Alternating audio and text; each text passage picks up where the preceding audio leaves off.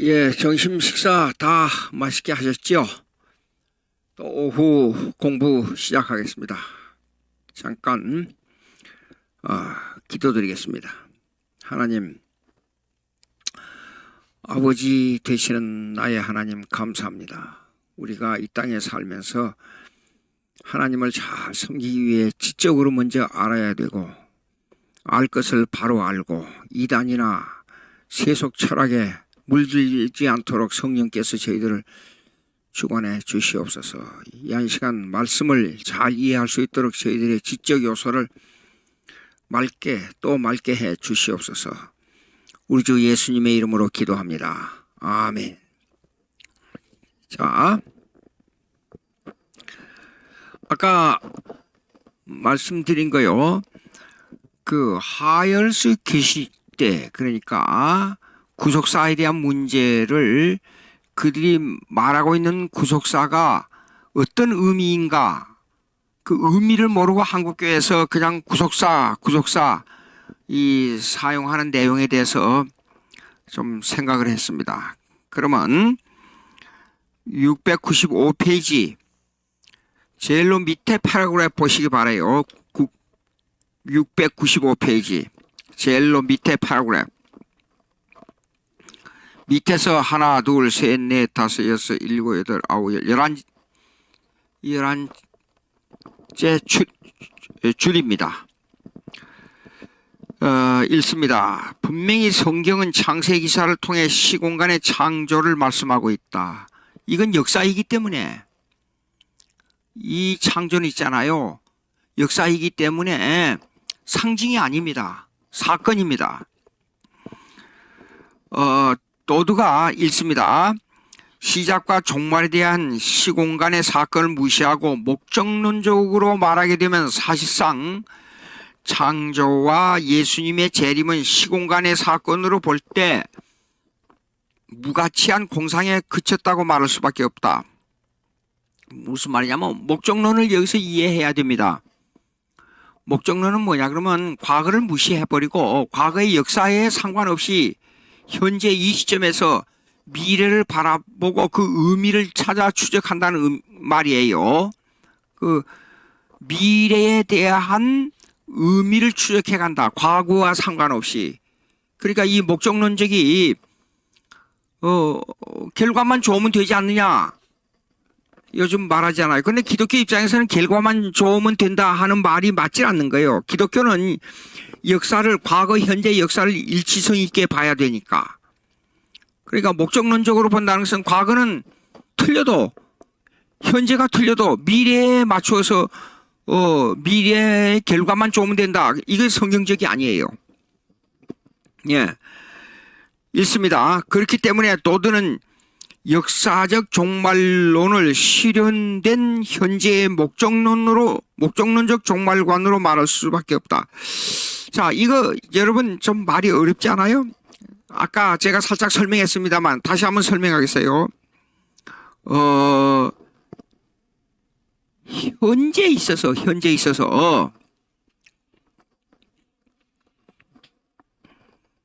이것이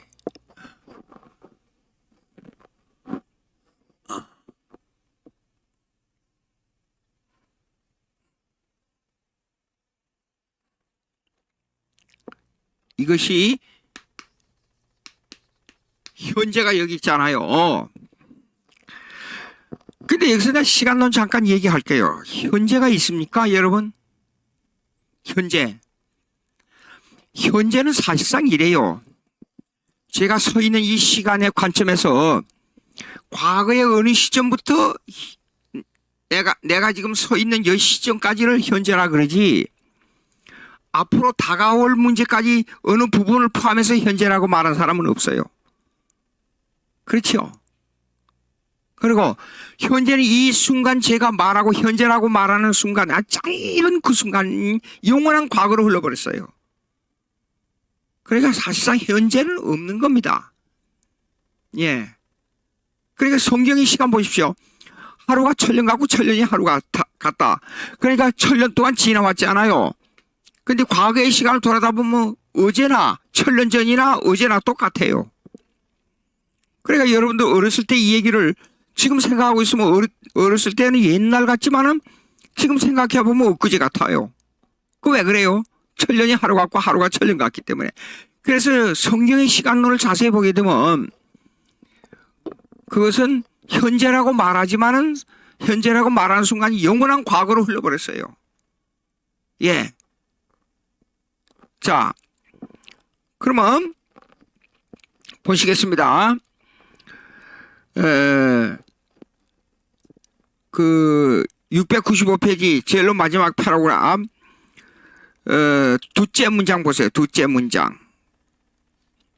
하나, 둘, 셋, 넷째 줄 보시겠습니다. 그렇기 때문에 도드는 역사적 종말론을 실현된 현재의 목적론으로 종말관으로 말할 수밖에 없다. 이 말이 무슨 말이냐? 그러면 현재 종말의 의미가 임한 종말론, 실체가 아닌, 제가 지금 서 있는 곳이 여기 있습니다. 현재. 근데 미래는 목적론이에요. 미래에 대한 의미를 강조할 때는 목적론적이라 그래요. 그러면 현재 여기 서 있잖아요. 서 있는 여기에서 미래를 바라보고 미래에 대한 만약에 부활을 바라본다 보십시다. 부활이 미래에 이것이 실제적으로 이루어지느냐 안 이루어지느냐에 상관없이 이것이 미래에 대한 부활을 현재 여기에다가 의미적으로만 적용하는 것이에요. 그것이 목적론적으로 보는 현재의 종말관이에요. 현재 종말의 의미가 임한 종말, 실체가 임한 종말이 아니고 의미가 임한 종말. 그래서 이 종말론은 하나의 미래의 종말론이지, 과거부터 역사선상에서 이걸 놓고 같이 놓고 부활을 부활의 예언, 그 다음에 여기는 예수님의 예언과 포함되지요. 이것이 역사지요. 역사선상에서 실제적인 역사를 통해서 예언했잖아요. 예. 이 역사적 사건이 현재 지금 적용되고 있는데 이것도 의미만 받아들이고, 자, 이것도 의미만 받아들여요. 부활이 실제로 일어나고 안 일어나고 상관 말고. 그런데 미래적 종말론을 본다는 것은 과거의 역사적 예언, 예수 이거 필요 없고 여기에서 이것만 가지고 말하자. 한마디로 성경의 역사관을 부정하는 거예요. 예. 그걸 보고 여기 보세요. 창세의 실제, 리얼리티와 다섯째 줄이 있습니다. 창세의 실제, 리얼리티와 종말의 실제, 리얼리티를 시공간적으로 설정하지 않고 목적론적인 의미만을 강조하는 공상적인 생각이 그치고 있다. 방금 설명했잖아요. 구약의 역사는 이거 사건 역사예요. 사건 역사. 창세도 사건이잖아요. 공상이 아니에요. 그리고 구약에 일어난 기적의 사건, 공상이 아니고 실제적 사건이에요. 그 사건을 가지고 역사를 예언했잖아요. 다니엘서 읽어보세요. 7장 이후에 읽어보세요. 로마가 이루어지고 예수님 오실 때까지 그 역사가 딱딱딱 맞아떨어졌어요. 예언 그대로. 그리고 역사.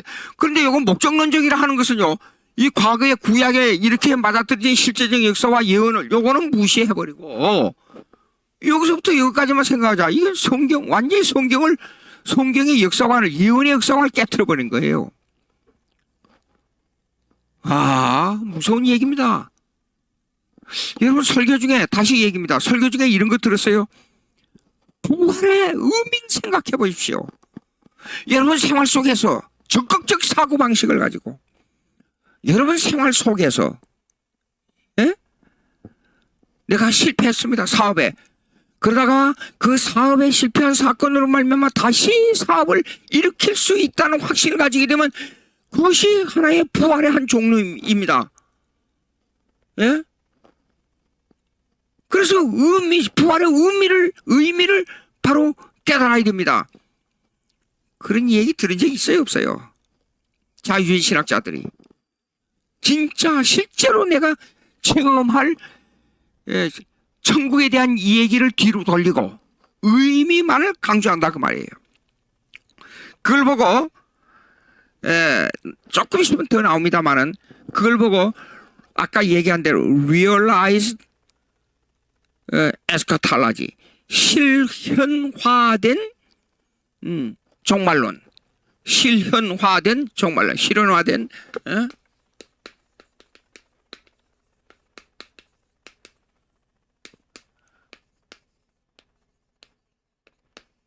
실현화된 종말론이라고 그렇게 말합니다. 그 다음 문장이 있습니다. 그러므로 죽음과 부활이 시공간의 사건인 창조와 종말과 연장선상에 있다는 것을 부정하는 논증에 불과하다. 요거 아까 다시 제가 그림을 가지고 이 부활 사건을 가지고 말씀을 드리고 그것이 그 예수님의 성전 개념하고 비추어서 제가 말씀을 드릴게요.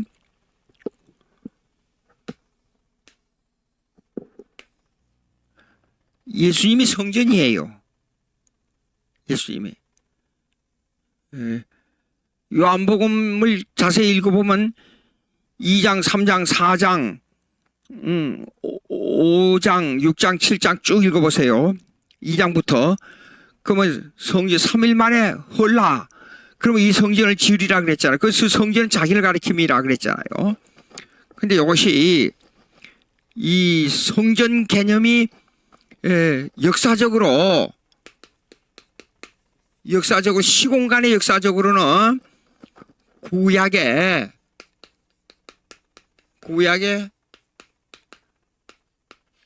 제사에서부터 이루어졌잖아요.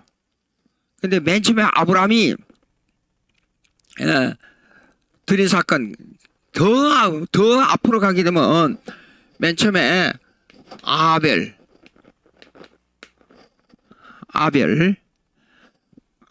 그러면 요건 제단이었어요. 제단. 근데 이건 개인이 하나님께 나아가는 장소예요. 아벨. 예. 근데 그 피의 제사를 드림으로 하나님 받았잖아요. 그러니까 피는 예수님을 미리 예표한 거예요. 그러니까 그것도 역사적으로 사건적으로 이루어졌잖아요. 예. 짐승을 잡아서 피로 제사를 드리는 거예요. 근데 요거는 이 사건은 미리 여기서 하나님의 예정 가운데 들어있었어요. 삼위일체 하나님의 예정 가운데. 예. 근데 이 피가 이제 나중에 아브라함의 제사는 이거는요, 가족, 족장, 가족의 대표였어요. 가족의 대표.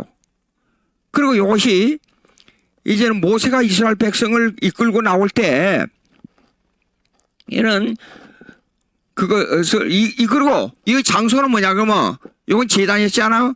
요거는 아브라함의 이 아벨에 와서는 제단이었잖아요. 아브라함에 와서는 가족을 여기는 장막이라 그랬어요. 장막이라 그랬어요. 장막에서 제사 드림으로 하나님과 교통이 이루어졌단 말이에요. 그 다음에 조금 나아가서는 요거 아론의 제사장인데 요거는 한 민족이에요. 백성. 근데 요거는 장막인데 요거는 성막이에요. 성막. 민족. 요거는 장막인데 이제 성막이었죠. 예. 근데 이 규격에 따라서 이제는 이 제사장의 연속에 제사장이 이제 아론의 제사장 제도가 연속으로 이루어지면서 이 백성들이 이제는 국가가 이루어짐으로 말미암아 이거는 성전에서 제사를 드렸잖아요. 성전에서. 근데 중간사를 거치면서 로마의 국가가 형성됨으로 말미암아 로마의 국가는 그 구약의 한 장소의 지역적이며 한 백성으로 가지고 하나님과의 그 영적 교통이 이루어지는 것은 그거는 불가능해요. 왜냐하면 로마가 세계를 지배할 때는 복음이 전 세계적으로 나가야 되니까 예수님이 땅끝까지 복음을 전하라는 이 명령이 실제적으로 역사 시간과 공간 속의 역사 속에서 이루어져야 되니까 각 나라는 각 나라대로 국가가 형성되어 있고 교회는 국가 이 교회는 이 국가의 제도와 그 다음에 교회의 제도가 양립하게 돼 있었단 말이에요. 그러니까 구약의 신정정치 하나님의 이 영적 제도 아래서 교회 제도 아래서 국가가 형성되는 것은 로마 시대 때는 이것이 제도상으로 불가능해요. 각처에 나라가 형성되고 있었으니까. 그래서 이때는 로마 시대에 와서는 이 교회 제도는 하나로 될 수밖에 없어요. 그것이 바로 신약에서 가르치고 있는 목사, 장로, 집사 제도였어요. 교회. 그러나 국가의 제도는 각 지역마다 다르게 나타났어요. 그래서 교회와 국가는 제도상으로 양쪽으로 분리하게 돼 있었어요. 근데 이때를 위해서 예수님께서 이 새로운 이 구약의 그러니까 요한복음 사마리아 여인하고 대화할 때 예수님께서 구약의 성전 제도를 깨트려 버렸잖아요. 너희가 그리심산에서도 말고 예루살렘에서도 말고 두세 사람이 모여서 신령과 진정으로 예배 드리는 곳이 성전의 개념으로 예수님께서 딱 정해 주신 거예요. 예. 그것이 신약의 교회 제도입니다. 요게요. 자, 그러면 이것이 그냥 의미만 가진 게 아니고 이거는 하나의 역사인데 이건 시공간과 함께 거기에 대한 회원들 즉 회원 그러면 하나님의 백성이에요. 하나님의 백성들로 구성을 가지고 있는데 이거는 장소의 개념이 구약에 나타난 지정된 하나의 장소의 개념이 깨트려져 버렸어요. 온 세계 인류에 어디로 가나 신령과 진정으로 사람들이 소수라도 모여가지고 예배하는 것이 성전, 교회 장소로 이렇게 구약적 개념에서 탈퇴해서 변화된 장소로 됐단 말이에요. 자, 시공간의 사건과 백성들의 회원의 사건과 장소의 개념이 완전 변화돼 버린 거예요. 요거예요. 그럼 이런 역사적 개념이 그리고 이제 뭐냐면 성전 파괴가 나와요. 성전 파괴. 구약 성전이 파괴가 돼 버렸잖아요. 지금 구약 성전을 구약의 성전은 파괴됐다는 말은 무슨 말이냐면 신약의 교회로 변했다는 말이에요. 그러면 보자고요. 여기 성전 있잖아요. 이 성전이요. 솔로몬 성전, 솔로몬 성전. 그 다음에 수룹바벨 성전, 수룹바벨 성전. 그 다음에 헤롯 성전. 이 성전이 주 70년 티토 장군에 의해서 완전히 초토화되어 버렸잖아요. 이 성전이요. 그러니까 그러고 나서 지금까지 구약의 이 솔로몬 성전, 이 3대 성전의 회복이 불가능한 상태로 역사가 지금 흘러오고 있어요. 그러니까 이 성전이 구약적인 성전의 개념은 이미 사라져 버렸다는 말입니다. 근데 이것이 그냥 의미로만 말하는 게 아니라 실제적 역사적 사건으로 이루어졌단 말이에요. 예? 그러니까 이 말은 이 말은 뭐냐 그러면 예수님의 부활 사건을 바라보는 구약과 부활 후에 천국까지 가는 신약의 사건은 여기 창세전에 하나님의 예정과 이 여기에서 어느 종말, 예, 여기요. 종말 있잖아요. 이게 천국, 예수님의 재림하는 천국. 이 사건과 일치선상에 있어요. 이렇게요. 일치선상에. 예. 그러니까 정말 천국은 뭐냐 그러면 성전의 개념으로 볼 때, 예? 성전의 이건 완성이에요. 예. 새 예루살렘은 구약적인 개념의 이 예루살렘의 성전이 신약에 들어와서 여기에서 완전히 새 천국에 이루어진 것은 새 예루살렘 완성이란 뜻이에요. 그럼 이 완성은 구약적으로 볼 때 한 사람이 하나님에게 나가는 아벨의 이 제단의 개념부터 아브라함의 이 장막의 개념, 이 성막의 개념, 성전의 개념 이것도 다 깨지고 교회를 성전으로 보는데 이것이 완성되는 여기에서 예정된 이 성전의 개념이 여기에서 완성된다. 그런 의미에서 여기에 있는 이 시간의 시작, 예, 이전의 예정이 시간이 끝나는 이 완성 한 나라에 가서 완성된 이 역사는 있잖아요. 이 시작에 이 예정된 시작에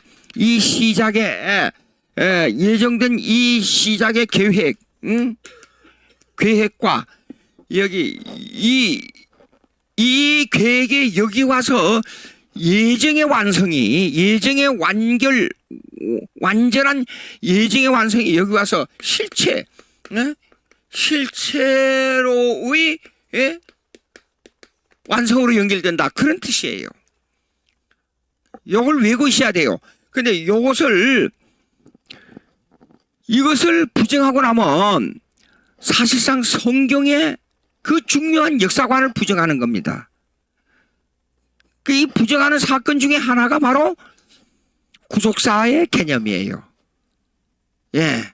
구속사의 개념은 예수님께서 거룩한 사역을 행함으로 말미암아 희생적인 사역으로 말미암아 우리를 구원한 사건이다. 그 개념이 아니고 구속사란 개념은 예수님의 부활의 사건을 의미로만 보지 이런 역사적 사건에 기초한 부활로 보지 않고 이런 역사적 사건에 의한 예수님의 3년간의 사건을 말하는 게 아니란 말이에요. 예? 이게 아주 중요합니다.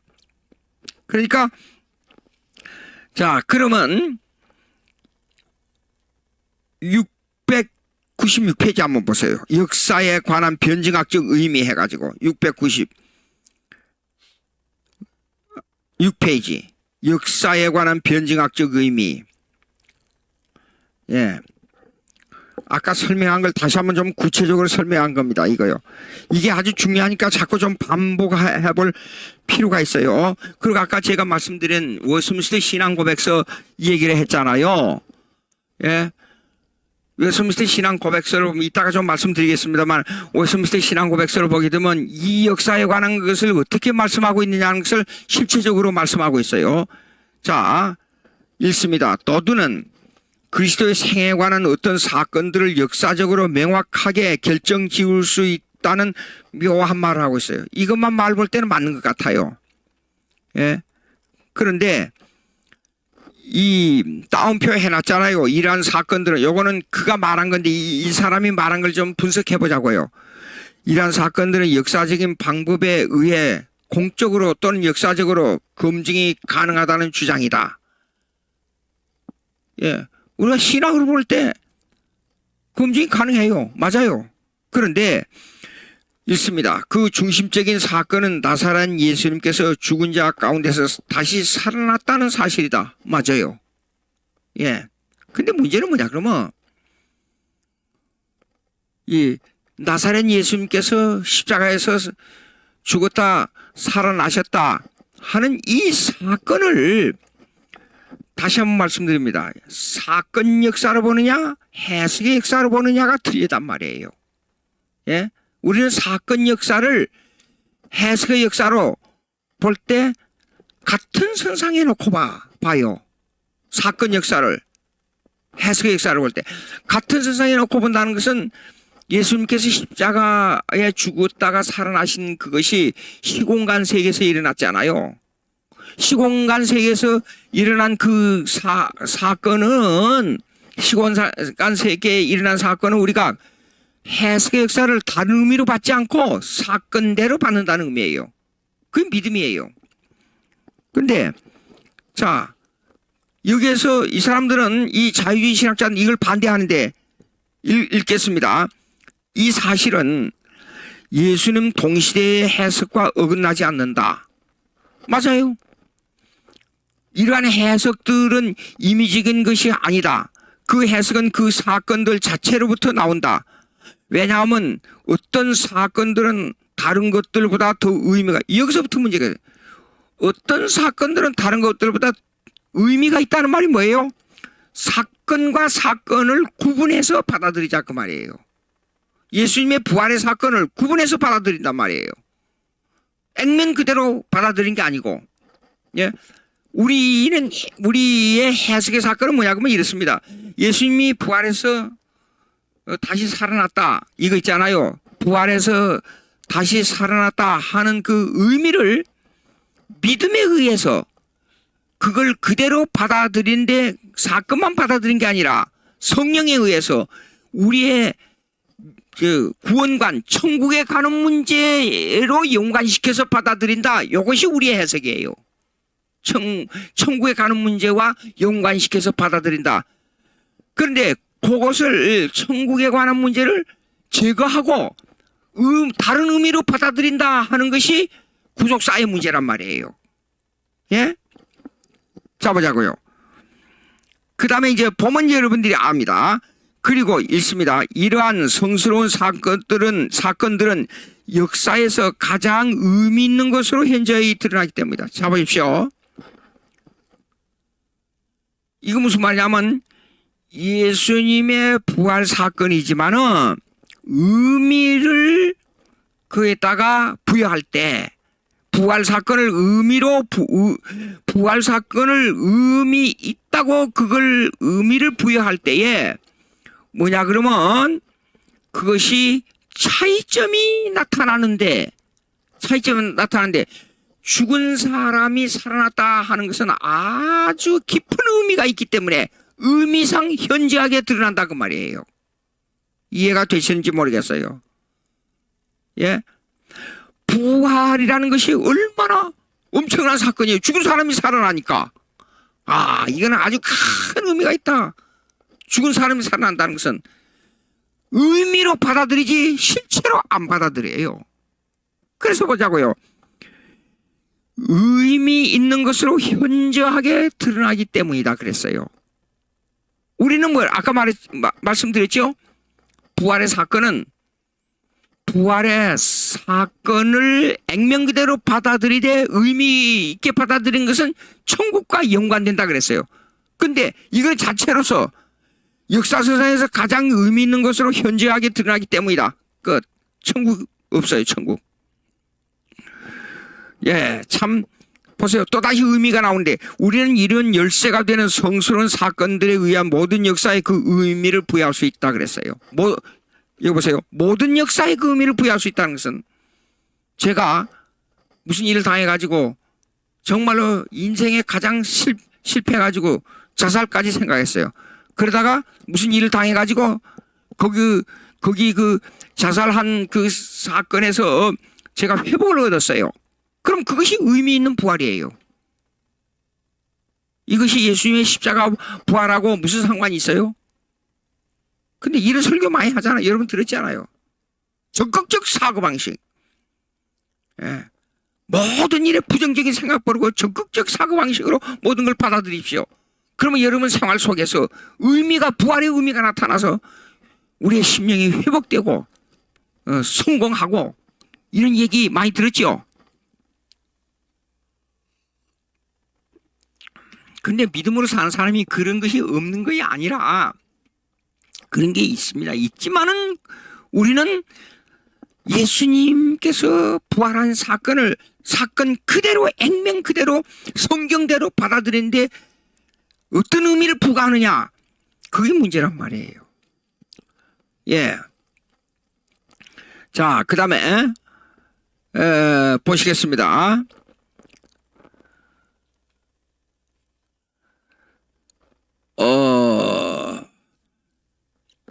6번 보세요. 6번 역사관에 대한 문제점을 좀 보시겠습니다. 여러분이 책 696페이지, 예, 여러분 책 696페이지, 잠깐만요. 예, 됐습니다. 697페이지 보세요. A번.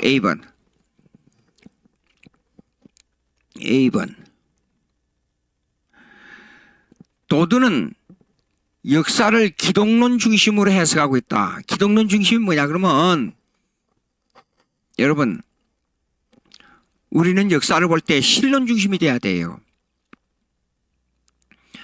기독론 중심은 뭐냐 그러면, 예수님께서 33년 동안, 더 좁게 말하면 3년 동안 사역하신 사건에다가 모든 역사를 해석하려고 그래요.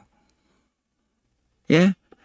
근데 우리는 신론 중심의 역사관은 뭐냐 그러면, 제가 말씀드린 대로 이 창조됐잖아요. 그러면 여기에 대한 하나님의 계획이 서 있잖아요. 모든 역사는 우연이 없고 이 계획에 의해서 역사가 흘러가고 있단 말이에요. 그러면 이 역사를 하나님께서 보존하고, 예?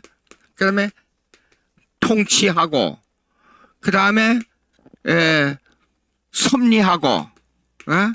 그 다음에 하나님의 경륜을 통해서 이 사건을 이끌어 가잖아요. 예?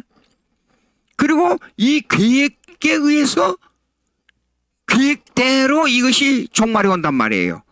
그러니까 하나님의 계획에 의해서 신적 작정에 의한 역사관을 가져야 된다 그 말이에요. 그러면 기독론 중심의 역사관은 뭐예요? 예수님께서 3년 동안 일하신 여기에다 역사를 말하게 되면 이 역사를 가지고 어떻게 과거를 측정합니까? 예? 그리고 이 역사를 가지고 어떻게 미래를 측정합니까? 이 예수님이 오셔서 십자가에 못 박혀 죽으시고 부활 승천하신 것은 이 계획에 의해서 된 것이죠. 예? 그러니까 역사관이 잘못된 거예요. 자, 예수님 말씀에, 야, 이렇게 한 것은 성경을 응하게 하려 하십니다. 예언을 응하게 하려 하십니다. 그리고 예수님이 보십시오. 요한복음 14장 이후에 읽어보십시오. 내가 스스로 말한 게 아니라 아버지께서 말씀함으로 내가 말한다. 아버지께서 일하심으로 내가 일한다 그랬어요. 이게 모든 것은 하나님의 신적 작정의 계획에 따라서 예수님의 사역이 이루어진 거예요. 예? 잘 생각해 보십시오. 신학적으로. 이거 워스민스터 신앙고백서 2장, 3장, 4장을 읽어보세요. 이 내용이 그대로 나와요. 워스민스터 신앙고백서 2장, 3장, 4장 창조 사역까지.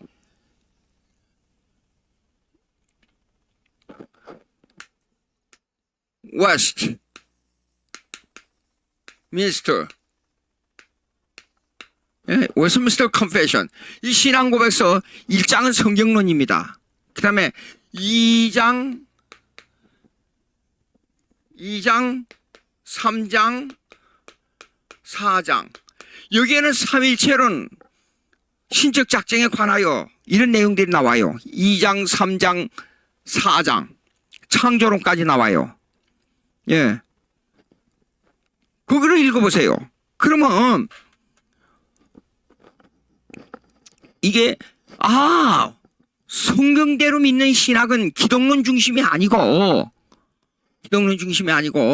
신론 중심이구나. 그걸 알 수 있어요. 무슨 말이냐 그러면 예수 믿고 구원 얻으면 천국 가지요. 물론.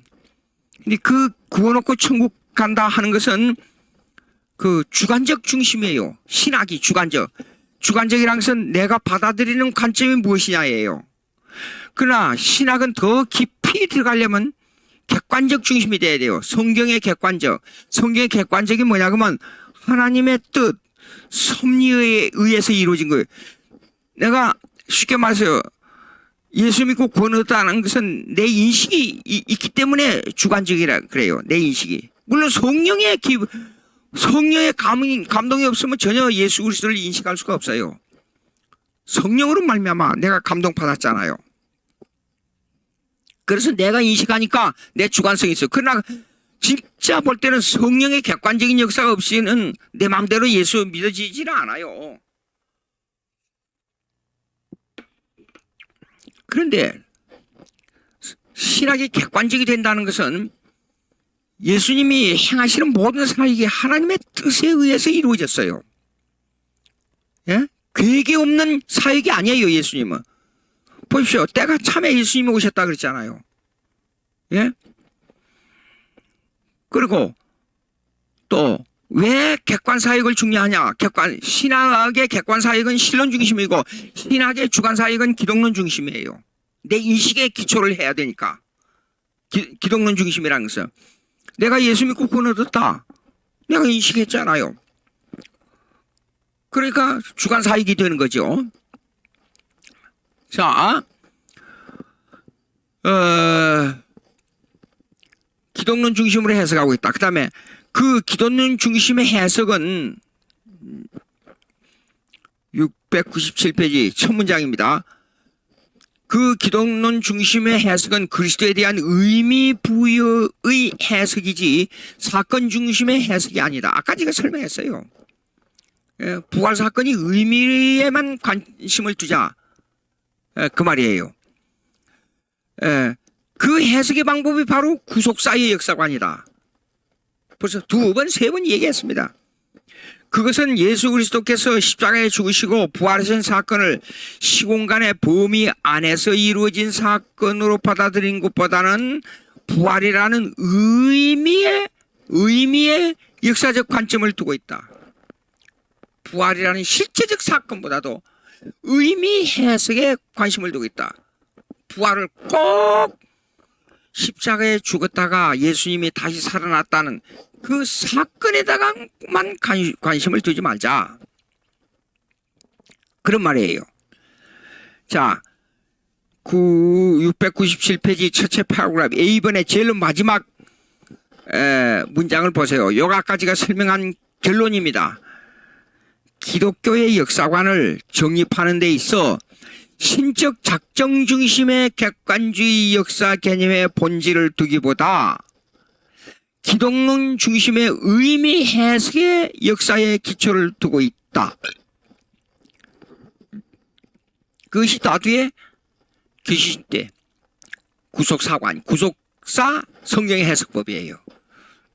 예. 그 다음에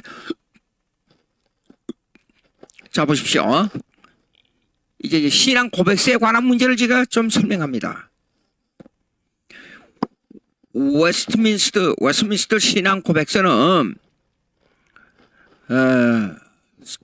스코틀랜드 신앙 고백서, 벨직 신앙 고백서, 제네바 교리서, 또 프랑스 신앙 고백서, 이런 신앙 고백서들을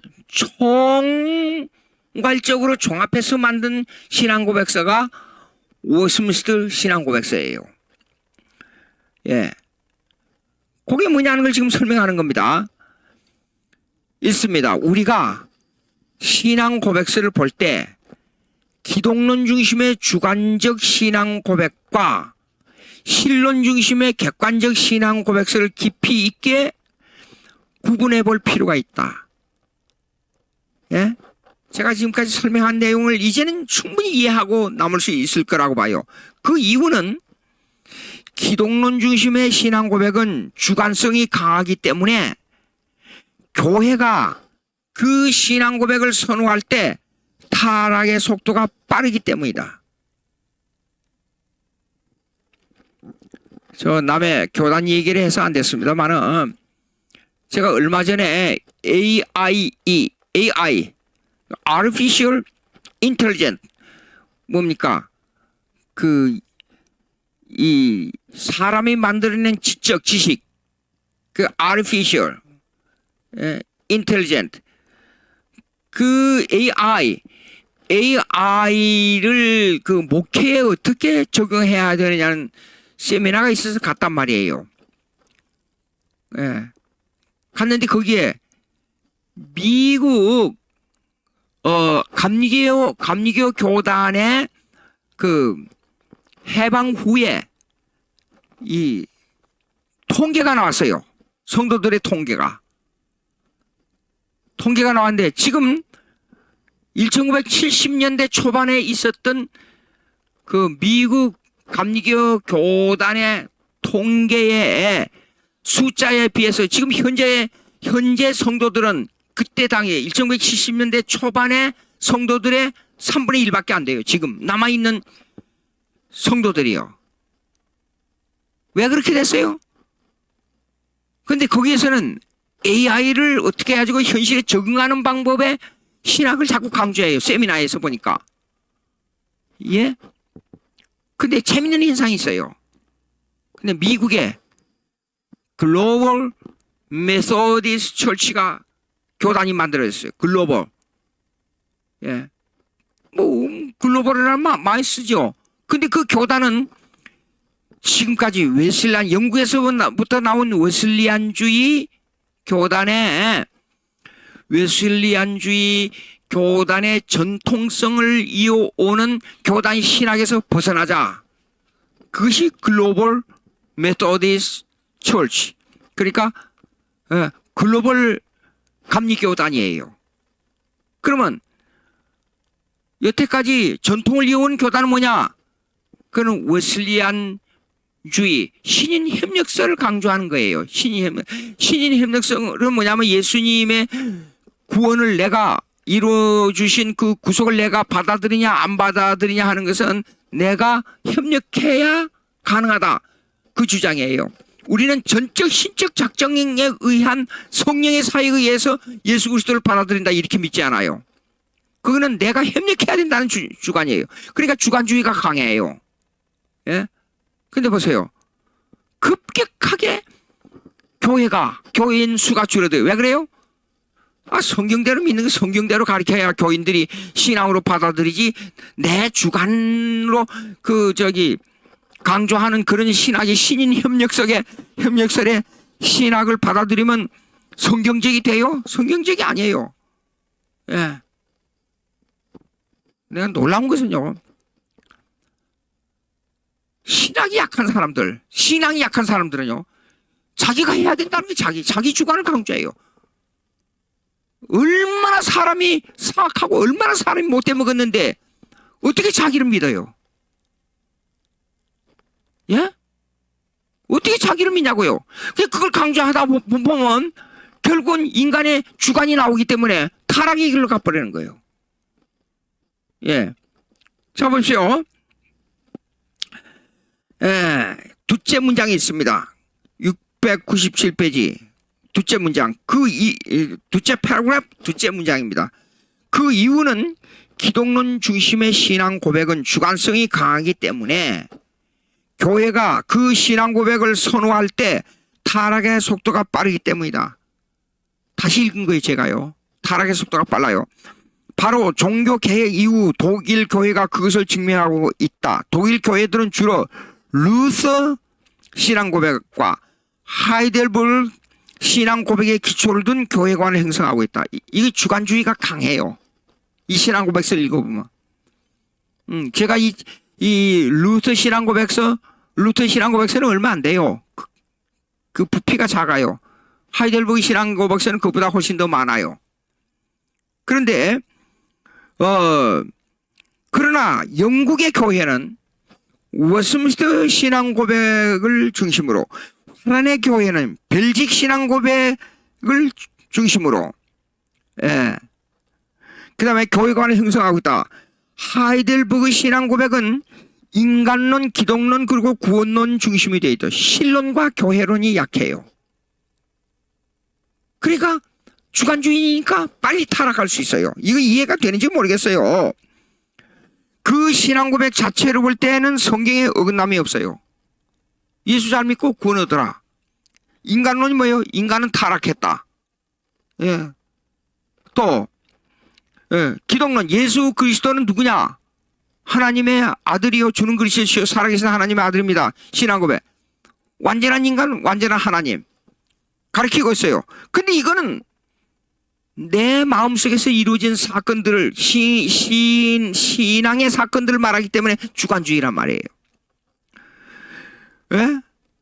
그러나 웨스민스터 신앙 고백이나 벨직 신앙 고백을 보면 신론부터 인간론, 기독론, 구원론, 교회론, 종말론, 그리고 교회 정치와 힘의 왕국인 국가론까지 성경 전체를 교리적으로 정립한 신앙 고백서다 그랬어요.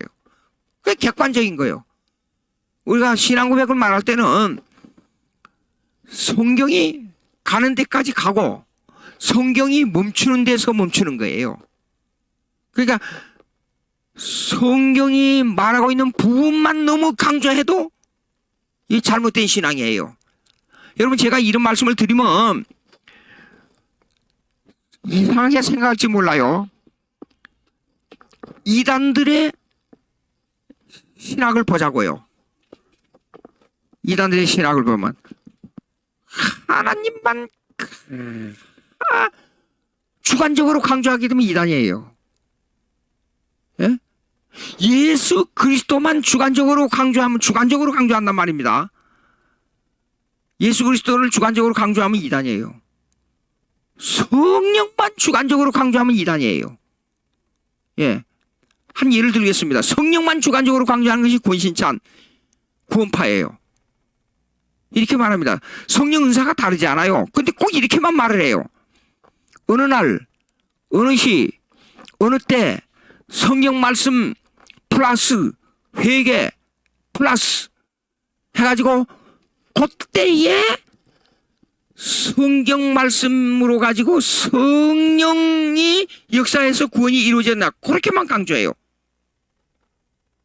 이단이에요. 그게요. 그게 이단이에요. 예? 그 다음에 예수 그리스도를 대체시켜 가지고 말하는 교파가 어디예요? 교파라기보다 이단이 어디예요? 그게 바로 문선명이에요. 문예수가 돼버리잖아요. 문예수가. 예? 그러니까 예수 그리스도를 강조하는 것, 그것을 말하는 게 아니고 예수 그리스도를 대체해가지고 주관적으로 강조한다 그 말이에요. 예? 그 다음에 하나님만 일방적으로 주관적으로 강조하는 데가 여호와 증인이에요. 예수 그리스도 성령을 거역하는 삼일체를 거역하지 않아요. 여호와, 오직 여호와 하나님만을 강조하지 않아요.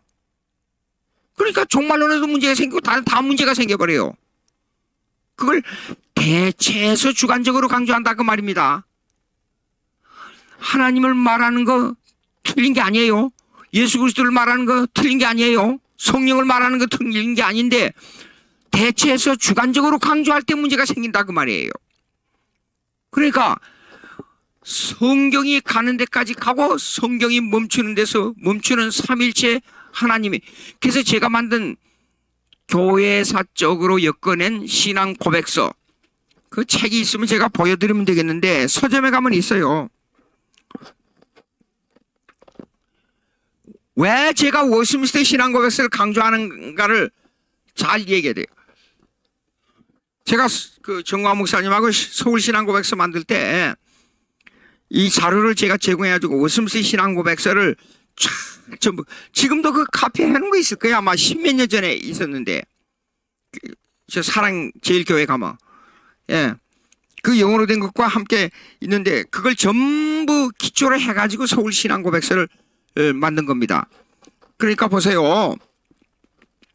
예.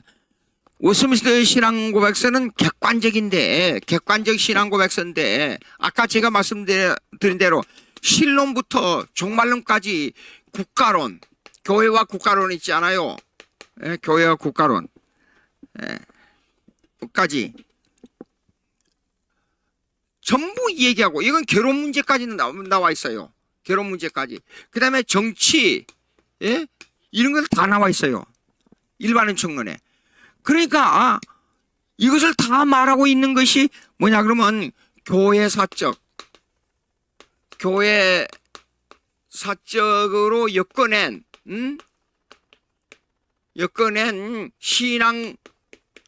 신앙 고백. 제가 이게 지은 책이에요. 보게 되면 고대 신조부터 종교의 신조까지 쫙 나와 있어요. 예, 그럼 한두 가지가 아니에요. 근데 이런 것들을 총통합적으로 만들어낸 신앙 고백서가 웨스트민스터 신앙 고백서예요. 아주 중요합니다. 예.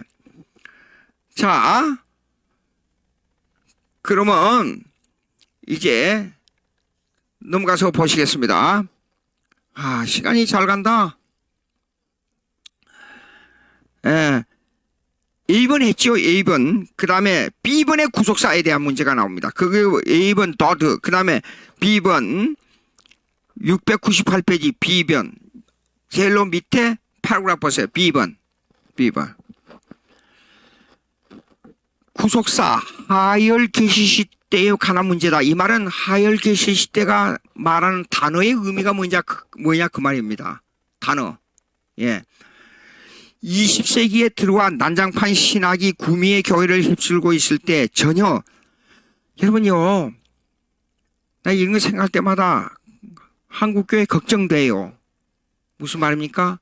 지금 학문적으로 제가 여러분에게 설명하고 있지만은, 구미, 그러니까 구라파와 미국의 교회 역사를 볼 때는 교회의 흥망성쇠가 국가의 흥망성쇠와 관계를 가지고 있어요. 지금 여러분 보수주의자들이 말하면 좀 실수도 하고 어리석고 좀 바보 같고 인간의 이성으로 말할 때 맞지 않는 게 많지요. 근데 이상한 게 있어요. 구약 역사는 물론이고 신약의 2000년의 교회 역사를 쫙 보면 정말 어리석어요. 성도들이 바보 같아요. 그런데 그 성도들이 올바른 신앙을 지킬 때 국가도 잘 되는 것이 결론이에요. 이상해요. 그러니까 항상 제가 우리 교회에서도 지금 설교하고 있는 게 뭐야 그러면 이래요. 역사의 축이 교회예요. 왜 역사의 축이 교회냐 그러면 하나님이 전 우주를 지배하고 있으니까, 국가의 역사를 지배하고 있으니까, 내 자신의 역사를 지배하고 있으니까. 그러니까 하나님 중심이 돼야 돼요. 왜 구약에 왕들을 보고 이 순종을 강조해서 하나님에게 순종을 강조했어요. 그거 하나님께서 명해주신 율법에 순종하라 그 말이에요. 그럼 율법을 다 순종할 수 있어요? 못 지킵니다. 근데 그게 우리에게는 엄청난 은혜를 주는 길이 열려 있어요. 그게 회개예요. 예? 그래, 날마다 회개하는 신앙생활을 해야 돼요. 과거에 잘못한 것을 회개하고 또 돌이키고, 그것을 범했을 때 또 돌이키고 회개하고. 그러면 한 번 회개하면 절대로 죄 안 짓느냐? 또 연약으로 말미암아 죄 지을 수 있어요. 그럴 땐 더 깊이 회개하면 되는 거예요. 이것이 우리에게 주는 하나님의 큰 엄청난 복이에요. 예? 자, 읽습니다. 20세기에 들어간 난장판 신학이 구미 교회를 볼 때에, 역사를 볼 때에 모든 역사의 축이 교회라. 교회가 타락하면 국가가 망해요.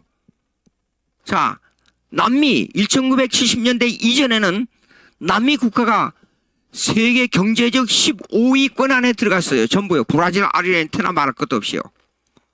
근데 지금 왜 그랬어요? 로마 캐톨릭으로 변화되어 버렸기 때문에. 70년대에 나타난 게 뭐예요? 해방신학이에요. 자유주의 신학. 한국의 옛날에 민중신학하고 똑같았어요. 예? 민중신학하고 나중에 교회와 국가론 제가 강의할 때 이 문제의 신학적으로 쫙 이 분류와 이 연관성을 제가 설명할 거예요. 예? 그 뭐냐 그러면 남미의 북미의 여성신학, 흑인신학, 남미의 해방신학, 우리 한국의 70년대 민중신학, 그리고 북한의 주체사상, 예? 그것은 신학적인 문제에 있어서요, 관점이 아주 통하는 게 있어요. 통하는 게 있어요. 그런데 한국의 정치계에 언제부터 주사파가 들어왔다는 거죠. 주체사상을 강조하는 게 들어왔다는 것이, 저는요, 이 교회가 이것을 말살시켜야 되는데 대단히 마음에 근심, 걱정이 돼요. 우리가 잘못한 거 많아요. 예? 성경대로 믿는다면서 잘못한 거 많은데 우리는 회개의 길이 열려 있지 않아요. 회개하고 또 돌이키고 또 다시 전진하고 또 돌이키고 또 전진하고. 근데 하나님께서는 그 회개를 액면 그대로 받아서 100% 과거에 잘못한 걸 용서해 주잖아요. 예? 근데 주체 사상이 들어와 가지고 거기는요, 자주, 자립, 자치, 그걸 강조해요. 예? 그걸 강조하지만은 역사의 축이 하나님이란 걸 모르고 그것이 전부 기독론주의 신학에서 나온 거예요. 신론주의 신학이 아니고. 예? 그러니까 예수님께서 성스러운 3년 동안에 행한 사역에다가 강조점을, 그 사역의 어떤 의미냐? 예수님은 가장 신실한 도덕가, 예수님은 악한 로마 정부에 대항한 정치가, 구조학을 깨자. 그래서 해방신학이 뭡니까? 예, 좀 말이 좀 다른 데 갑니다만 나중에 또 설명하겠습니다만은, 이게요, 해방신학이 뭐냐? 정치적으로 억압받고 경제적으로 억압받는 해방, 그 사람들을 그 억압에서 이끌어내자. 그 억압에서 해방하자. 해방신학이에요. Liberation Theology. 예. 구티에르즈라는 사람이 그걸 로마 캐토릭을 배경으로 해서 그 신학을 발표했는데, 그때 당시에 그 운동을 강하게 일으킨 그 종교가 뭐냐 그러면 로마 캐토릭이었어요. 근데 지금 남미의 국가들이, 예? 이류 국가, 경제적으로 우리보다도 훨씬 못하는, 세계 이제 경제 혜택에서 50, 그 30위, 50위로 떨어져 버렸어요. 예? 미국에서는 여성신학, 흑인신학을 해방신학과 같이 해서 70년대에 그 신학을 들고 나왔어요. 여성을 남성 밑에 넣는 것을 해방하자.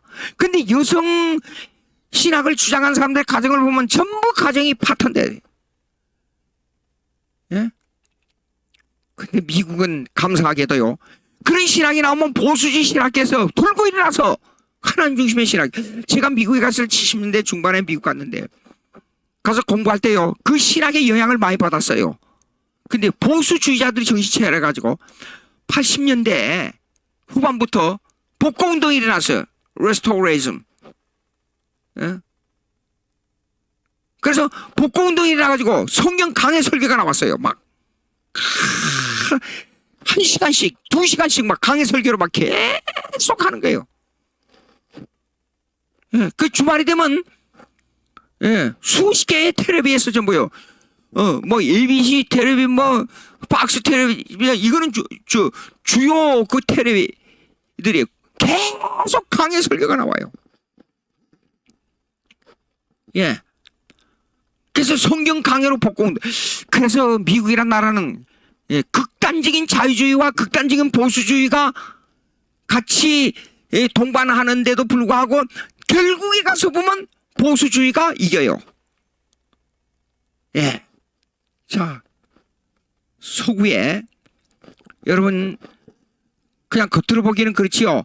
서구에는 지금 왜 이슬람계 사람들이 많이 침범해가지고 테러가 많이 일어난 줄 압니까? 그 원인은 교회 타락에 있는 거예요. 그 타락은 다른 게 아니고 신학의 타락에 있는 거예요. 한마디로 말씀드리면 웨스민스터 신앙 고백으로 돌아가지 않았다는 거예요. 예? 이 신앙, 제가 가끔 얘기하죠. 서울신앙고백서를 귀하게 여기라 그랬죠. 삼일체 성경은 하나님 말씀이다. 그 다음에 하나님에 대한 고백, 예수님에 대한 성령에 대한 고백, 딱딱딱 그 역사적 신앙 고백서에 의존해서 만들어진 거예요.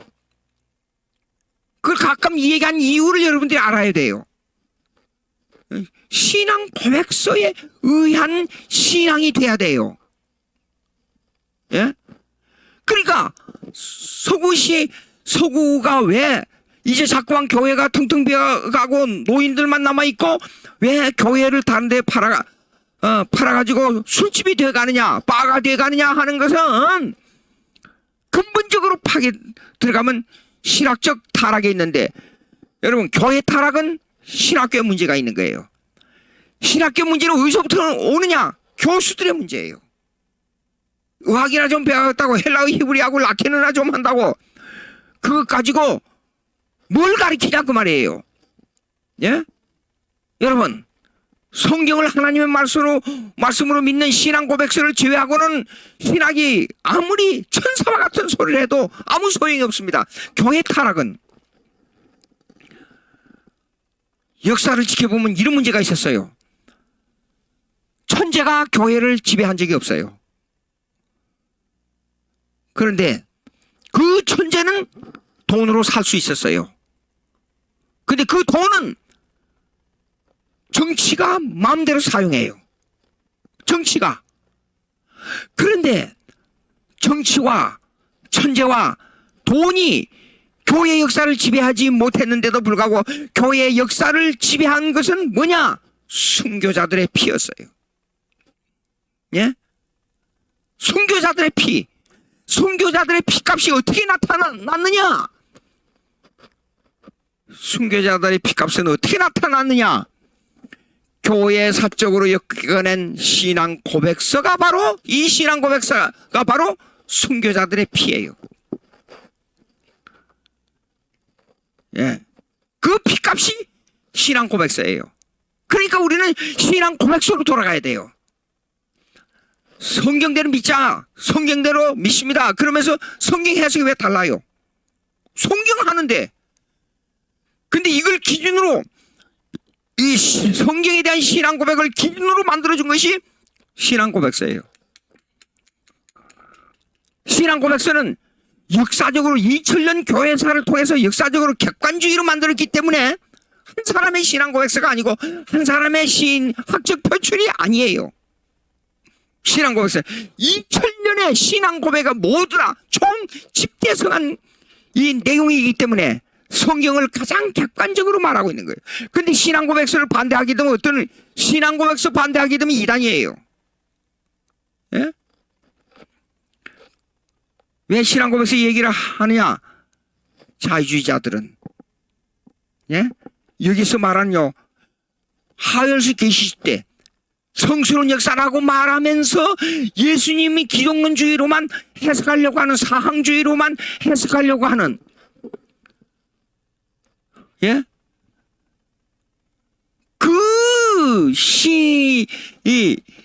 뭡니까?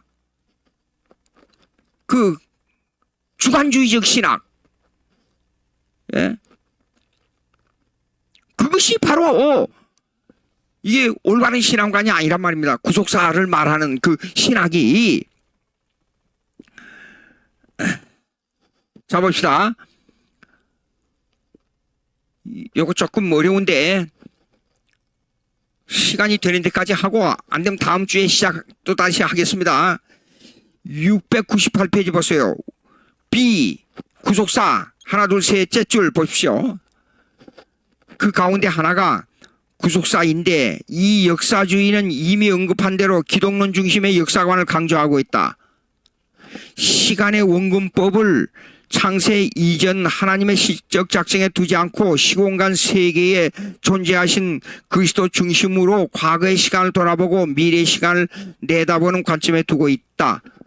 자, 이거 시간의 원근법 제가 설명하겠어요. 시간론. 이게 역사를 연구하는데 시간론은 아주 중요합니다. 성경의 시간론이에요. 자, 보시겠습니다.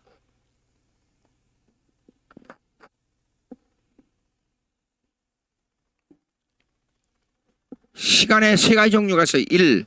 서클. 예. 예. 시간이 흘러가는 게 아니고 다시 되돌아온다. 그 말이에요. 이건 동양사상에 있어요. 그러니까 유네설이 나오는가 봐요. 서클. 그 다음 두 번째, 리니어. 예? 리니어. 이걸 라인처럼, 요거는 시간이 계속 돌아온다는 주의예요. 이렇게요. 예. 그러나 이거는 라인으로 가다가, 시작이 있고 끝이 있어 라인으로 가다가 끝난다. 그 말이에요. 요거는 서양 철학에서 하는 얘기예요. 요거는.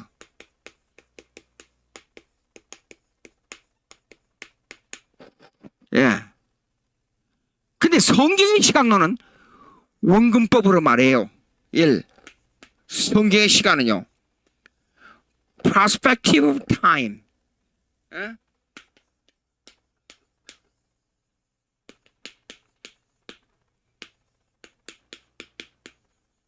요 말은 시간의 원근법이란 뜻이에요.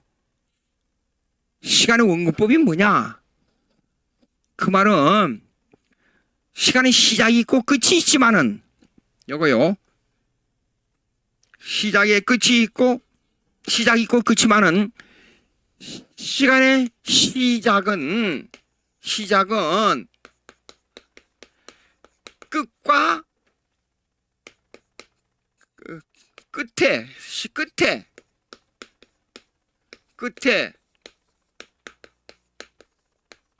끝에 맞닿아 있다 그런 뜻이에요. 그 시간의 원근법이에요. 다시 시간의 원근법은 뭐냐? Perspective of time. 시간의 원근법은 뭐냐? 시간이 처음과 끝이 맞닿아 있다 그 말이에요. 그러니까 무슨 말이냐 그러면 시간의 시작에서 끝을 보면 끝이 바로 맞닿아 있어요. 그리고 끝에서 되돌아가서 앞을 보면 시작이 맞닿아 있어요. 그 무슨 말인지 이해가 되겠어요? 설명할게요. 자, 그러니까 기독교 역사관을 가진다는 것이 얼마나 중요한지 모릅니다. 예? 그러니까 제가 우리의 신앙은 신앙 고백서로 돌아가는데 신앙 고백서는 뭐냐 그러면 개인의 하나의 신앙 고백이 아니고 역사적 교회사적 신앙 고백이 돼야 된다는 말이에요. 자, 이 시간의 원근법은 아까 신적 작정의 교리 제가 그림을 그렸죠. 요렇게요.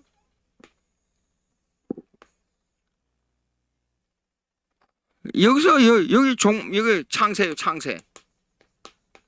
시간의 시작. 시간 하나님께서 창조했잖아요. 그리고 여기에 종말이에요. 이렇게 종말이 와요. 예?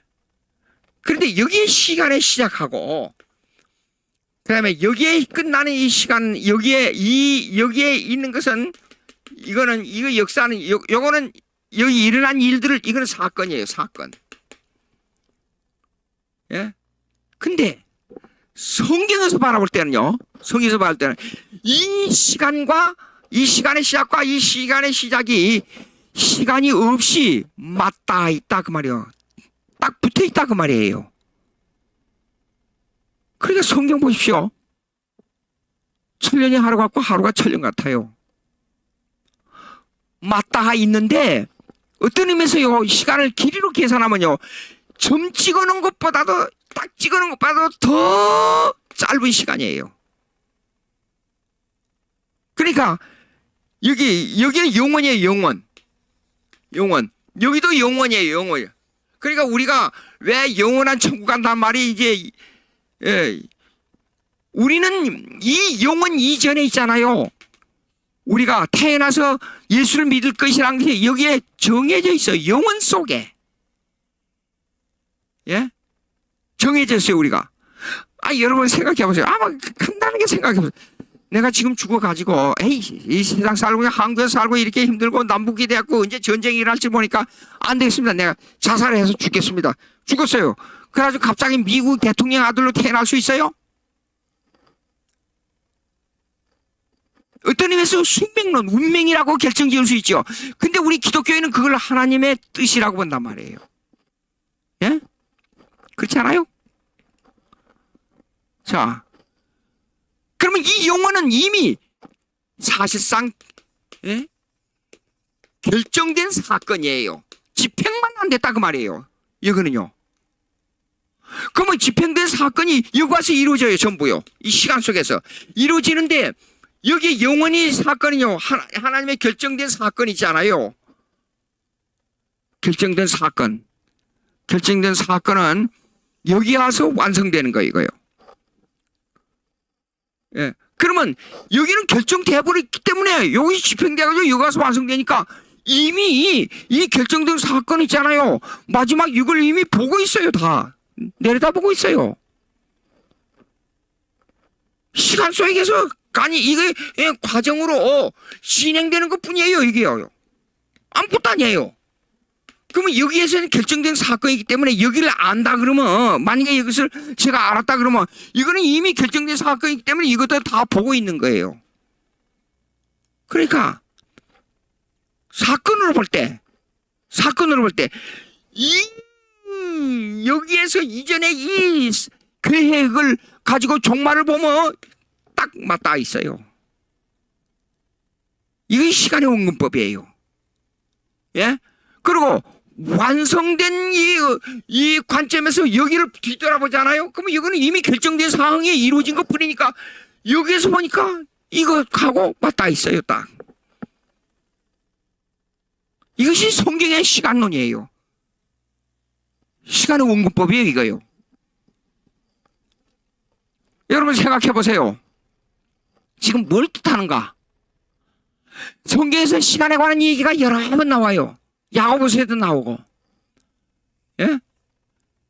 또 시편 90편을 보세요. 시간이 쫙 나와요. 시간의 흐름이에요. 근데 인간을 잠깐 지나가. 야고보서 4장에 보면 잠깐 지나가 버려요. 빗발처럼. 예? 근데 이 이루어진 사건은 물어보십시다. 여러분. 자기가 계획한 대로 모든 게 다 돼요? 안 되죠? 그거는 하나님의 섭리가 있다는 뜻이에요. 하나님의 뜻에 의해서 내가 집행되는 건데 이 사건은 이미 여기에서 예정 속에 설계도 속에 결정된 사항이에요. 그러니까 여기에서 이 종말을 내다볼 때는 이 결정된 사항대로 되기 때문에 예? 이 시간 이전에서 시간이 끝나는 사건을 바라볼 때는 이것의 완성이에요. 그것이 시간의 원근법이에요. 예? Perspective of time. 예. 자, 보자고요. 제가 있습니다. 밑에서 699페이지 하나, 둘, 셋, 넷, 다섯, 여섯, 일곱, 여덟, 아홉째 줄. 그렇다면 밑에서 시간의 원근법을 통해 예수님을 중심으로 과거를 해석하고 미래를 해석할 수 있는 역사관이 성경적으로 옳은가? 아니에요. 신적 작정론에 의해서 여기서 여기를 바라봐야 시간의 원근법이 되는 거예요. 근데 자유주의는 예수님을 중심으로 역사를 해석하려고 그래요. 하나님의 신론 중심으로 역사를 해석하려는 게 아니고, 예? 예수님은 시간의 주인이 아니에요. 자, 보십시오. 야, 베드로야, 칼을 꽂아라. 칼을 쓴 자는 칼로 망해. 이건 내가 이렇게 된 거야. 지금이라도 천사를 동원해서 이 다 멸망시킬 수 없는 줄 알아? 내가 이렇게 된 것은 선지자, 성경에 기록된 선지자의 말씀을 이루려고 한 거야. 예언된 대로 된단 말이야. 이 말은 뭐냐면 예언을 추적해 올라가면 시간의 원근법으로 볼 때의 시간 이전의 사건이에요. 이 계획에 의해서 예수님 오셔서 다 이렇게 돼야 돼요. 그리고 예수님 뭐라고 그랬어? 마지막에 하늘로 올라가면서 너희가 본대로 다시 심판하러 온다 그랬어요. 그때 완성이에요. 완성. 이 말은 뭐냐 그러면 이 예수님 말씀 뭐냐, 여기에 계획된 예수님의 부활 승천의 사건이 종말하고 연결되어 있어요. 예? 아버지께서 하나님의 우편한 자이시다. 하나님의 능력으로 계시다가 하나님과 함께 이 심판할 때 이 과정을, 완성된 과정을 제가 다 알 수 있다면 여기에서 바라다 보면 아하, 이 계획이 그대로 이루어지는구나, 그런 뜻이에요. 예. 가만히 제가 읽습니다. 다시 하나, 둘, 셋, 넷, 다섯에서 일곱째 줄. 이에 대한 대답은 당연히 틀린 것이다. 그렇죠. 기독론적으로 예수님 3년 사건으로 역사를 해석한다는 것은 이건 아니에요. 참된 시간에 원근법에 의한 역사관은 하나님께서 계획을 세우시고 그 계획에 따라 시간을 창조하시고 그 계획에 따라 시공간의 사건을 다스리시고 섭리하시고 그 계획에 따라 예수 그리스도께서 십자가에 죽으시고 부활하시고 그리고 그 계획에 따라 그리스도로 하여금 종말의 심판을 집행하게 하시는 역사를 말한다. 이것이 시간의 원근법에 대한 역사관이에요. 그러니까 참된 신앙인은요, 섭리적 신앙이 돼야 돼요.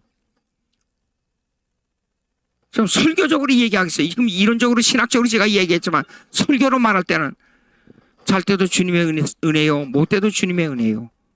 잘 될 때도 주님께 영광을 돌리는 삶을 살아야 돼요. 못 될 때도 주님께 영광을 돌리는 삶을 살아야 돼요. 잘 때도 주님께 감사하고 못 될 때도 주님께 감사하고 잘 때도 아멘의 생활을 해야 되고 못 될 때도 아멘의 생활을 해야 되고 적극적 사고방식으로 잘 되는 것만이 주님의 뜻이다, 그건 아니에요. 잘 때나 못 때나 주님의 뜻이 있고 내 삶 속에서 하나님이 나와 어떤 교제를 가지느냐, 예? 못 될 때는 이런 하나님께서 나에게 매를 때리는 것은 나로 하여금 회개의 길을 주시는 게 아닌가. 잘 될 때는 하나님, 나는 죄인으로서 은혜를 감당할 수가 없는데 이렇게 축복 주시는 거, 복을 주시는 거 어디서, 왜, 원인이 무엇입니까? 이를 통해서 하나님께 영광을 돌리기를 원합니다. 돈을 많이 벌어서, 기독교인들 돈 많이 벌어야 돼요. 왜 그러냐 그러면 중세에 이런 게 있었어요. 거지 전도단. 근데 그걸로 말미암아 교회 역사가 어떻게 됐어요? 아니에요. 예. 중세 기독교 철학자들이 망대를 지어놓고 망대에 올라가서 거기서 밤낮을 먹고 살면서 밑에서 밥을 올려주고, 그러니까 영과다가 이 바늘 귀가 있는데 바늘 귀에 천사가 몇이나 와서 앉을 수 있을 거, 그거 연구했어요. 그리고 웃기는 교회 역사를 보면 그런 게 있어요. 기독교는 가장 현실적인 삶에 대한 문제를 다루고 있잖아요. 그러면서 가장 궁극적으로 우리에게 가장 복의 근원이 뭐냐? 내가 최후의 부름을 받아서 한나라에 가서 하나님과 천국에 가서 어떤 교제를 나누냐? 이 땅에 살아있는 동안에 이 복을 누리는 게 아니고 돈 많이 벌어가지고 뭐 하겠어요? 기독교인들이 돈 많이 벌어야지 되죠. 남보다도 더 으뜸이 돼야죠. 그래야 전도할 수 있으니까.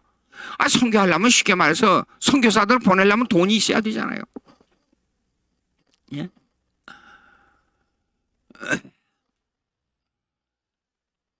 설교로 말을 하려면, 시간의 원고법을 설교로 말하려면 그 말입니다. 잘 때도 못 때도 하나님 중심이 되라, 그 말이에요. 간단히 말해서.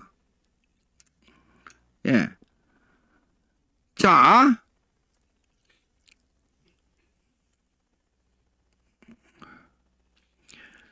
그 699페이지 제일 밑에서 둘째 줄 읽어보겠습니다. 미래의 종말은 그리스도로 말미암아 해석되는 것이 아니고 하나님의 계획인 시원적 설교에 따라 집행되는 사건으로 해석돼야 한다. 시원적이 뭐냐 그러면 the basis of beginning이라 그래요. 시작의 근원, 시원적이. 이 말은 제가 지금 설명한 내용을 이제 종합적으로 말하는데, 여기를 시작의 근원이라 그래요. 근원, 이 창세 이전에 하나님의 계획을. 그러면 시작의 근원 그대로 여기 와서 완성됐잖아요. 여기에 와서. 여기 와서 완성돼서 인 사건들은 모두가 다 여기에 근원을 두고 있다 그 말이에요. 간단합니다. 예, 그 설계에 따라 집행되는 사건으로 해석돼야 한다. 자, 요거 이제 결론인데요. 시간이 될까면 10분 남았으니까 충분하겠어요. 예수 그리스도께서는 하나님 아버지의 뜻에 따라 이 땅에 육신을 취하시고 비하의 신분으로 오셔서 율법에 순종하시고 십자가에 죽으시고 부활하시고 승천하시고 그리고 재림의 주로 오셔서 모든 사람을 심판하실 것이다. 여기서도 문제가 된 건 하나 얘기하겠는데요. 여러분요, 율법에 순종하신다. 아니, 가장 신학을 공부하는 데 있어서 기본적인 신학적인 용어가 있습니다. 예수님의 능동적 순종과 수동적 순종이에요. 근데 어떤 신학자들이 보수주의 신학자들 하면서 능동적 순종과 수동적 순종을 가지고 싸우는데 내가 기가 막혀서 벌커프의 조직 신학 있잖아요. 그럼 기독론이 나와요. 기독론. 그리고 웨스민스터 신앙고백 그리스도에 관하여 읽어보세요. 그러면 첫째 율법에 순종하시고 그걸 능동적 순종이라 그래요. 아니 율법에 완성하지 않는 자가 십자가에서 못 박혀 죽었다 그러면 무슨 구원이 이루어져요? 생각을 해봐요. 죄 없는 자가 십자가에서 나를 대신해 죽어야 되지. 율법의 순종은 능동적 순종이에요. 그리고 수동적 순종은 뭐냐면 죄 없는 자가 십자가에서 하나님에게 제물이 돼서 죽어주는 거예요. 그 수동적 순종이에요. 그것을 벌코프 조직 신학에 능동적 순종은 뭐냐면 액티브 아비디언스, 아담의 범죄를 완성해서 하나님과의 죄인과의 법적 관계를 회복시켜주는 것이 능동적 순종이라 그랬어요. 분명히 벌코프의 조직 신학에. 그리고 수동적 순종은 제사직인데 죄 없는 자가 법을 어기면 뭐예요? 형벌을 받아야 되지 않아요? 에? 죄 없는 자가 죄 있는 자를 대신해서 형벌을 대신해서 제사를 드려줌으로 하나님의 마음을 유화시켰다 그랬어요. 기독론에 나오게 되면 맨 처음에요. 하나님과 관계가 있어요. 하나님과 관계는 맨 처음에 소인데요. 인간하고 거리가 멀어져요. 거리가. 근데 그것도 말하지 않고 왜 그런지 모르겠어요. 이거 참 한국 교회에 문제가 있어요. 여러분. 하나님과 거리가 멀어요. 소원되었어요. 우리가 거리가 성경에 그랬잖아요. 이사야서 읽어보세요. 동에서 먼 것 같이 우리 거리가 멀어져. 예? 너희 사이가 하나님이 능력이 없어서 아니고 너희 가운데 죄가 가려있기 때문에 하나님과 교제가 안 이루어진다고 이사야서 읽어보세요. 예? 성경이 말하고 있는데 그 신학적 용어를 정리하기 위해서 웨스민스터 신앙고백서의 기독론에 보게 되면 분명히 예수님께서 율법을 완성하시고 그 다음에 십자가에 죽으시고 두 가지 얘기했어요. 두 가지 기독론에. 근데 왜 웨스민스터 신앙고백서도 안 읽어보는 사람들이에요? 그리고 벌코프가 그걸 해석해서 말할 때 기독론의 능동적 순종은 십자가에 죽으시고 그것만이 순종이 아니다. 율법을 완성한 죄 없는 자가 십자가에 죽어야 된다는 걸 강조했잖아요. 근데 여기 보십시오. 율법에 순종하시고 십자가에 죽으시고 부활하시고 승천하시고 재림의 주로 오셔서 모든 사람을 심판하실 것이다. 이게 중요한 겁니다. 율법 밑에 순종하면요 머리 둘 것도 없고 여우는 굴이 있어도 예수님 머리 둘 것도 없다는 이거는 비하의 신분을 말하는 거예요. 비하의 신분 속에 그 비참한 생활하면서 율법을 완성했다는 겁니다. 근데 자유주의에서 떠들어내는 구속사는 뭘 말하고 있어요? 여보십시오. 넷째 줄에 우리는 자유주의에서 떠들어대는 구속사에 관한 개념을 잘못 이해하여 성경이 나오는 창세기로부터 계시록까지 기독론 중심의 사건들을 나열한 것이 기독교의 구속 역사로 생각하는 오류를 범해서는 안 된다. 예? 어떤 사건 나열이 구속사가 아니에요. 이거 바로 이해해야 됩니다. 진정한 구속사를 말하려면 이거 결론입니다. 진정한 구속사를 말하려면 신적 작정의 교리안, 아까 시간에 씌우는 얘기했잖아요. 시간의 원근법을 적용해서 역사를 해석해야 돼요. 예. 참으로 어떻게 해야 성경대로 믿는